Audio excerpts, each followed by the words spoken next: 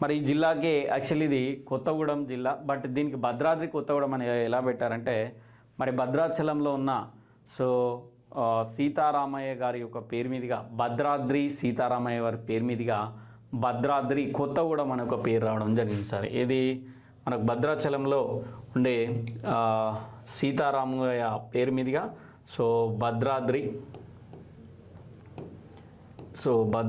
కొత్తగూడెం అనే పేరు రావడం జరిగింది. ఈ భద్రాద్రి కొత్తగూడెం మనం ఏమంటాం సార్ అంటే దక్షిణ అయోధ్యగా పేరు సార్. ఏంటిది? సౌత్ అయోధ్య, దక్షిణ అయోధ్య పేరు.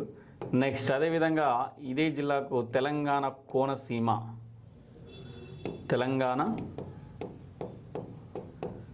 కోనసీమ అని పేరు కూడా ఏ జిల్లాకు అనంటే భద్రాద్రి కొత్తగూడెం జిల్లాకి ఇది. ఈ జిల్లా నుంచి డివైడ్ అయింది ఖమ్మం డిస్టిక్ నుంచి. ఎలా పేరు వచ్చింది సార్ అంటే మరి భద్రాచలంలో ఉండే భద్రాద్రి సీతారామయ్య పేరు మీదుగా వచ్చిందే భద్రాద్రి కొత్తగూడెం. దీనికి అదర్ నేమ్ ఏంటంటే సౌత్ అయోధ్య లేదా తెలుగులో అయితే దక్షిణ అయోధ్య అని.